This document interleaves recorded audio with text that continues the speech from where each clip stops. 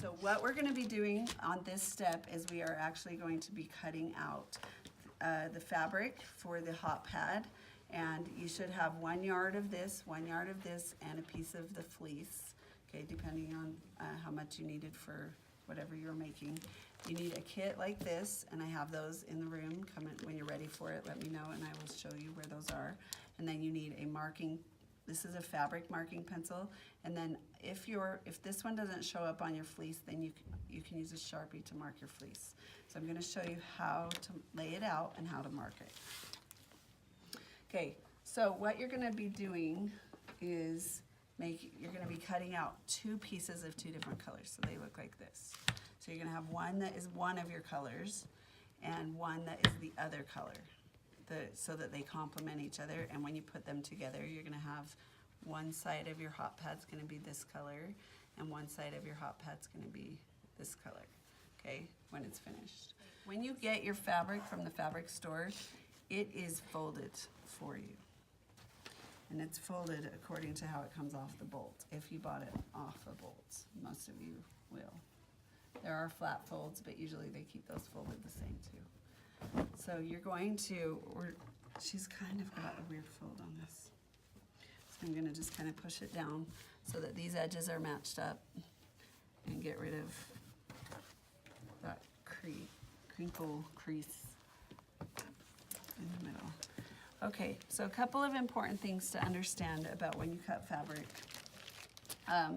First of all, you need to understand that when you cut, you're gonna be cutting this fabric out of this yellow one, the 8x8.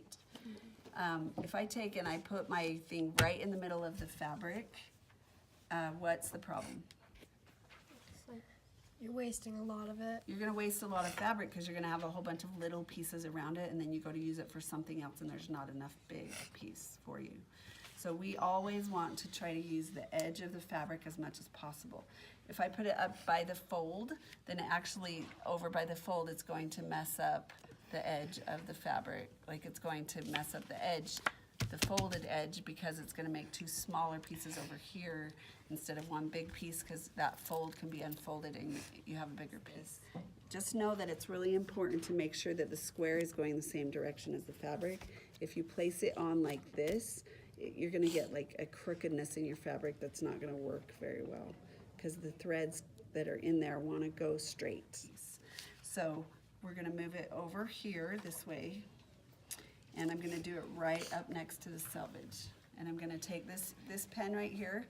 My pens are marked with the gold, or some of them are marked with silver, but they have like a little mark inside, or a little marking tape on them, so I know that they're mine, so you'll know to return them. And you can check really quickly to see if it's mine or yours. If it's yours, it doesn't have the tape on it, hopefully. If you put tape on it like that, take it off so that we don't get them confused. Okay, so this has disappearing ink on the purple end, and it has washout ink on the blue end. Okay, we're going to use the purple for this one because I'm going to be cutting it right away.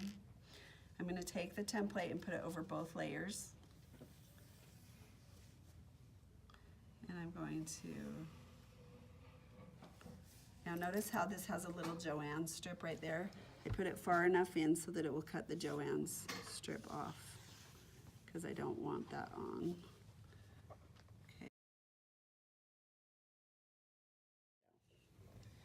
Okay, you're going to use your dressmaker shears.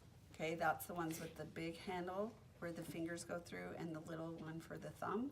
And it's shaped so that I can lay it pretty much flat on the table. Okay, now here's a really, I had a teacher teach me this somewhere. I can't remember which teacher. But when you're cutting, see, you're going to anchor that flat on the table so you're getting like a really solid cut. That's easy. If you have your fabric laid out on the table and you start cutting and your scissors can go flat on the table, then you can get a lot straighter cut. Sometimes I'll see students with it in their lap and they are cutting it in their lap, and you'll get a really crooked cut that way, so don't do it that way. Okay, the other thing is if you're going to make a mistake, your scissors are going to turn in, because that's the natural direction of your hand. So I always like to cut it so that the thing that I am cutting is on the outside of my hand. So if I mess up, it's gonna go out away from the part that, and now I see how I'm pulling this out of the way, but this stays flat. That's how you get a really straight cut. Okay, you can do it this way, but I like to do it this way just because it keeps it really straight. Now sometimes it's really hard on big pieces to get that angle. You just do that angle as much as you can. Okay, so this one I'm gonna do the other way so you can kind of see how to do it if you can't get, notice how I'm keeping this more flat. I'm not lifting it up because I don't want to get a gouge out of this part, this side. So I'm gonna just keep it as flat as I can and try to follow the line. Okay, and then I'm gonna cut the little selvage edge off here on the purple line. So when you're doing it this way, it's easier to move the part that is not your fabric. And then if you find out you cut it crooked afterwards, you can go back and kind of shave the edge off, but you have to be really sort of skilled to do that. So I always have beginners come up and their hot pad ends up being like this big because they keep shaving it off. So be careful. Okay, to do the fleece, you're gonna take your fleece, and I'm actually, for her fleece, it looks like she bought enough to make her jacket out of. So we're gonna try not to touch that part at all.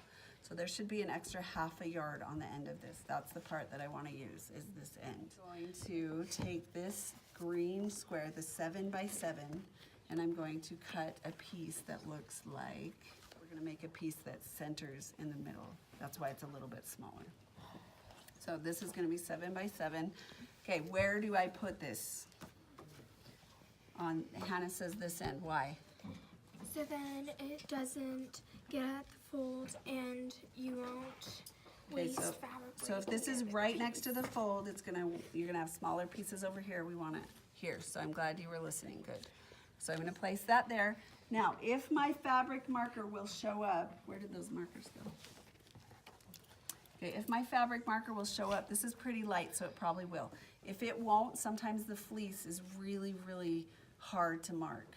Get a Sharpie. I have a bunch of Sharpies that you can use in the class, and they are marked with silver tape. Okay, so please return them when you're done. I'm gonna use the fabric marker because this is light enough. It's better not to use the Sharpie if you can help it.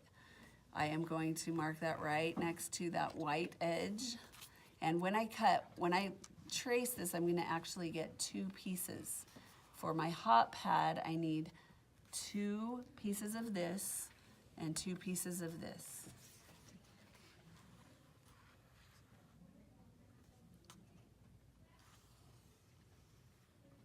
Okay, and then you're gonna take afterwards, after it's marked, you're gonna take and cut that right on the purple line, the same way I showed you how to cut that side out. Okay, so when you cut this out, you're gonna have 2 pieces that are the same. But you're gonna have enough for 2 hot pads because remember we wanna have the contrast. So we're actually gonna cut 2 pieces out of this so you'll have enough to make 2 different hot pads. If you want to make 2 hot pads, you can put it up to my face. If you want to make 2 hot pads, you can actually cut 2 pieces or 4 pieces of fleece. So you would cut the fleece out twice, and then you can use the both sets of hot pads. And these make really great Mother's Day gifts and really great Christmas gifts. I have a lot of students that love to do it for Christmas and Mother's Day, and they're begging to get them back before Mother's Day and Christmas so that they can give them to their moms.